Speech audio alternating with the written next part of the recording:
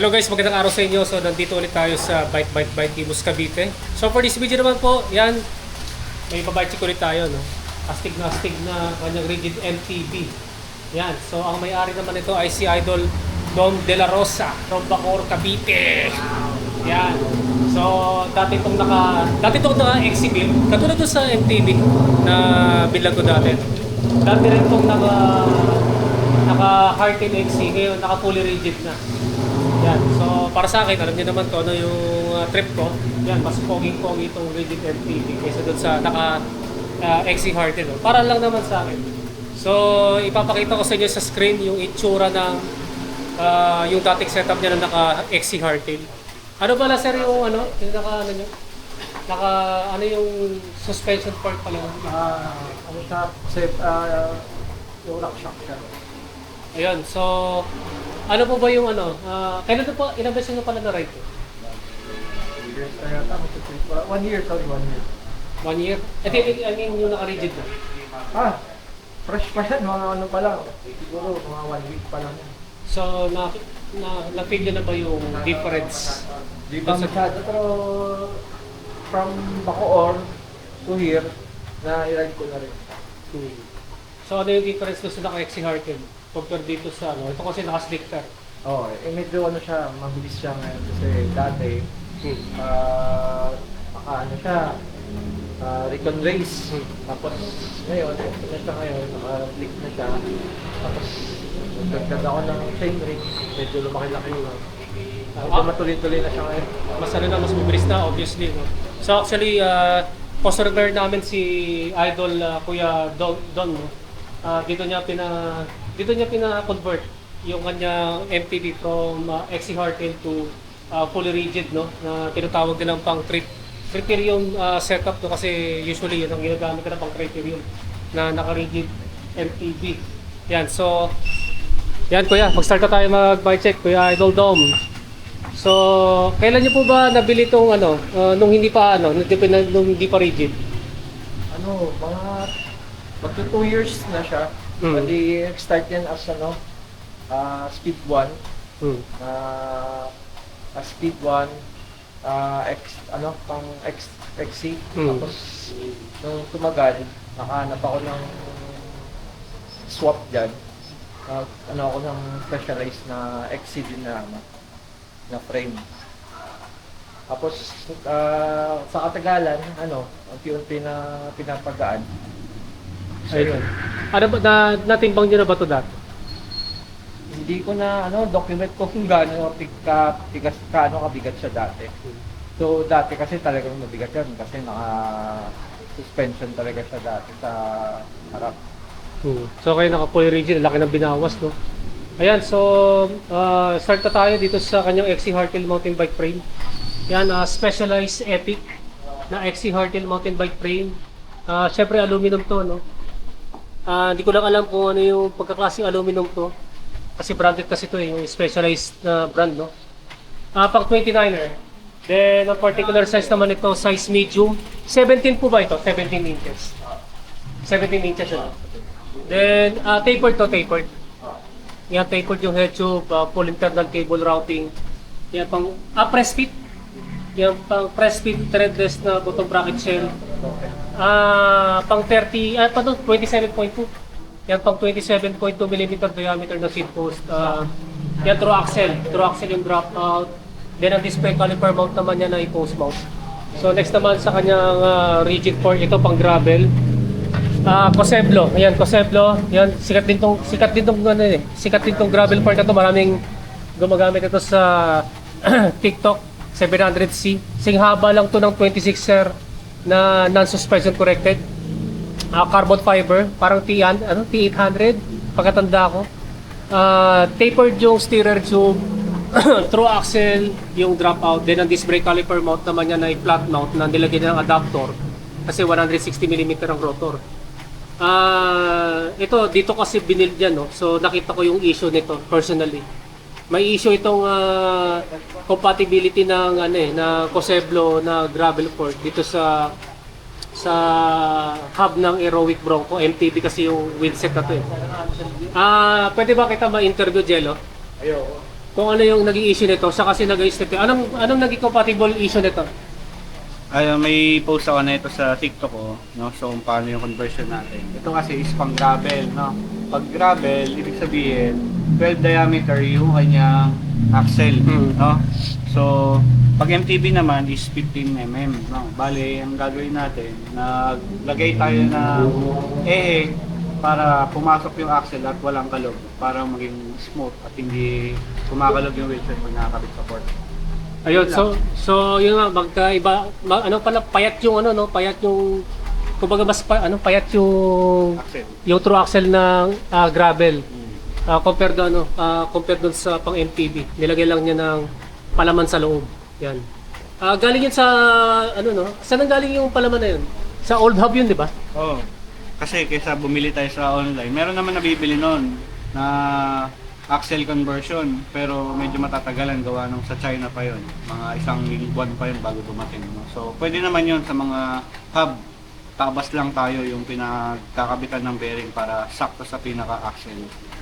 Ayun, so kasi yung sa mga binabike ko na ganito, wala akong natandaan na ganun na kinuwento sa akin na ganun ang issue. So, nung kinabit lang ito, doon lang namin nalaman na ganun pala yung issue. Pero ngayon okay na. Okay na to. Ano? Next naman sa cockpit, no, ito yung kanyang MTB handlebar, carbon fiber na Pro Light, 31.8 mm ang diameter, straight na may konting back sweep. Gano'n po kalapad ito, sir? Hindi ko na sukat pero most likely 700 ano. Ah. Hindi pa napukal yun. Basta mga mahigit 700 to tingin ko rin eh. Lalagay ko sa screen, no? Nandun sa screen yung exact nito, susukati ko ito mamaya. Then next naman sa grips niya, yan, Juke Breaker Ridge. Juke Breaker Ridge na, makapit Pero kaso lang, natumba to, no? Kaya nagkaganito, no? Sandal-sandal lang. Sa pagsandal, kaya nagkaganito. Yan, then, so next naman sa stem, ano pong stem to? Specialized means ko na Specialized din. Galing dito? Specialized din. Ang haba nito. Then, yung angle nito mukhang negative 10 degree. Yan. So, next naman ito kanyang tapered headset. Stock po ng Specialized din. ano FSA. FSA na. Yan, ito pala. FSA na tapered steel bearings. No? Tapered headset. Sa seat flap naman, yan stock ng Specialized. No? Yan, nakita niyo yung logo ng Specialized. Aluminum, Allen type. 31.8 mm ang diameter. Sa seat post ni Kuya, ano po yung brand nito? Elita 1. Elita 1. Gano'ng kahaba? 400. Yun, 400 mm ang haba, 27.2 mm ang taba, na setback na may dual bolt clamping system. Next naman sa saddle, no? Ito yung Juke Breaker, no, na saddle. Ito ba yung mga ginagamit ng mga vloggers natin dito? Si Angie Out, si Tagalog Racing, yan. Si Nardo din gumagamit din yan. Si Nardo Putek. Yan. So, ngayon ko lang nakita tong actual na ganitong saddle, no? So, makapal yung foam eh. Tapos malambot, nagpi-flex, steel railings. So, ano yung review mo dito? Ano naman yung review mo dito sa saddle mo? Napakaganda ng ano niya, ng performance. Yung comfort. Comfort 100%. Wala akong hindi pa sumakit ang puwet ko kahit kailan. Dyan sa saddle na yun, ano? Bali ano yan, isang taon na sa akin doon sa last na bike demo, 1 year na. So sa isang taon na, wala akong nakitang problema. Tsaka ang quality, yung premium quality niya maganda. Binili ko yan hindi ko wala. Magkano mabili mo dyan? 1,000, SRP is 1,300. 1.3. Yan, so sulit naman din, no? So, yan. So ito yung feedback niya sa kanyang saddle, no? So proceed naman tayo sa drivetrain. Yan, pangbansang drivetrain na ito. 1x, so wala kayong makikita na front shifter, front derailleur at saka extra chainrings. Yung shifter ni Kuya Shimano Diore XT M8000, 11 speed, no? 11 speed sa kanya naman sa MTB crank. Yan, tinignan ko yung likuran yan. Shimano Diore na ano rin to, M8000 din. 96 BCD, no? Pang purpose built to na pang 2x. Bali 96 BCD asymmetric sa malaking chainring, then 64 asymmetric BCD, no, para sa ground ring. 175 mm ang crank arm. Yan. Then ito, unbranded no? Oh. Unbranded na Mokon Decas na 3080 na 1 by narrow wide na chainring. Then ito naman kanyang MTB clipless pedals, M8000, ayun, Shimano Diore XT. Diore XT ba din ba to? Pero ang particular model naman ito ay EH500. Yan na MTB clipless pedals. Sa chain nyo, sir, Shimano ano rin to? OHG. Malamang ano to sa HG 701. Kasi katumbas to ng Ultegra. 11 speed. Ito M8000 din. Diore XT. 11 ano to? 11. Tingnan ko nga. Parang 1146 eh. 46 pala. And 1140. Yung nakalagay 11 speed eh.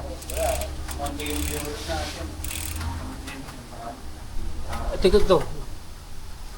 Yung 114060, 11 speed din. Ito naman kanyang RD. Shimano Diore X3 na M8000 na 11 speed, no?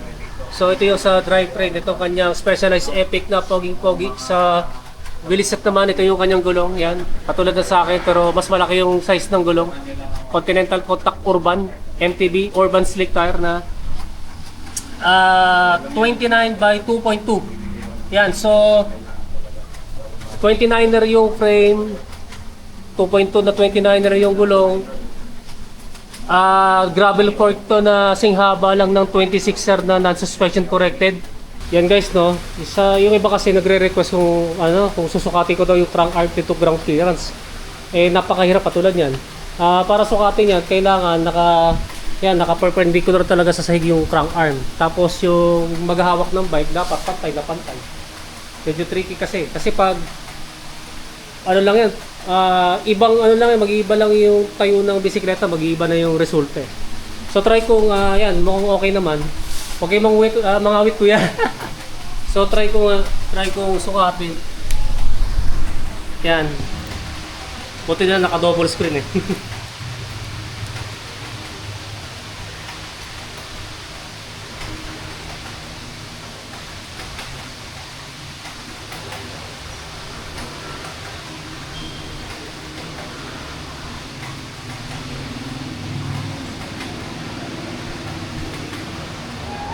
Mukhang pasado naman. Base dito sa sukatan ko, mga 82 sa 175mm ang front arm. Yan, 82. Yan. Parang katulad dun sa sa 27.5 ko na 2.2 dati doon sa MSIP ko. Yan, okay pa naman. Akala ko nga mga 70 plus lang. Nakapantay pa rin niya, kuya. Nakapantay pa rin. Yan yung sukat ko. Kaya tricky magsukat ng crank arm to ground clearance eh, masailan. Kaya kailangan naka-perpendicular talaga yung crank arm. Yan. 82 mm. Pasado pa, pasado. Tignan ko nga ulit, baka ano. Double check. Yan, 82. Yan. Ibig sabihin sa akin baka 100 din. Ayan, so yan. Sukat na natin, pasado naman.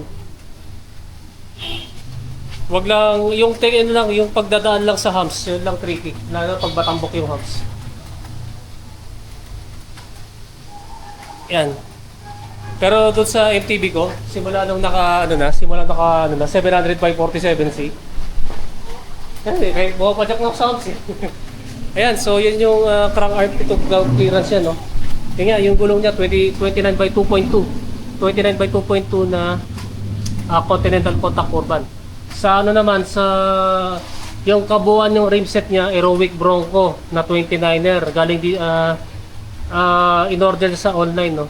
28 naman yan, 28 ang spokes niyan sa 29er. Sa 27.5 kasi 24 lang. So ito medyo mas mabigat to ng konti kaysa dun sa 27.5 na variant. Yan, aluminum double wall 28 holes.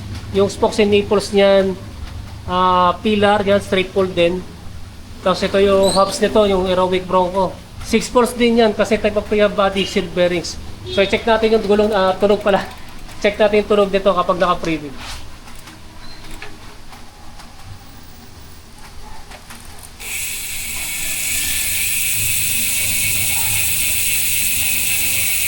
Yan guys, yung tunog ng Aerowick Bronco na 29er MTB hubs kapag naka-freewheel. Yan, okay na kuya.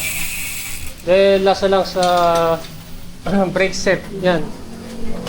Yummy na Shimano Diore XT N8000 hydraulic brakes and dual piston. Then nasa lang sa kanyang rotors yan, Shimano Diore XT. Ano pala? Sorry ano to? SRAM centerline, yan. SRAM centerline na rotors, no? 160mm diameter harap sa kalikuran. Parehas na fixed type and ball type disc brake rotors. So Kuya Dom, magkano pala yung total cost estimated? Hindi ko na maano kasi. Hindi na malala. Hindi na malala ito eh. So, Second hand. Brand new second hand. Halo-halo. Halo-halo na, no? So, kayo na mag-estimate sa mga viewers dito sa channel ko kung magkano yung total estimated cost nito. Then, ang timbang nito, 10.3 kilograms. Yan. So, gagaan pa yan pag nag-carbon yung railings. Tapos, kailangan siguro, gagaan pa yan sa direct mount. Direct mount na crankset. Tapos, yung magaan na cassette, yung halong, yung SLR ng ZTT o kaya yung Sunshine. Ano pa pwede mamagaan pa dito? Okay na yan. Okay na yung port yun eh. Tapos kung gusto mo, kung trip mo RB clipless pedal, yun, mas gagaan yun. Hindi pa yung final form. Hindi pa yung final form, no? The greatest pa yan. Oo. Ayan, so ito nga yung Specialized Epic Rigid MTB. Yan ni Idol Kuya Dom. So, that is for this video. So kung meron kayo tanong regarding dito sa kanyang Pogi Rigid MTB, comment na lang niyo sa comment section down below. So kuya, mag-shoutout na po kayo. Shout out dyan sa tropa natin kay Arafat Sarit. Book Rayford. Ayun, so maraming salamat kuya. Yan, sa pag-bike check, no? Yan guys, maraming salamat sa inyo panonood. And don't forget to subscribe yung aking YouTube channel. Click na lang yung notification button para matotally notify kayo. Yan guys, maraming salamat sa inyo and ride safe po sa inyo.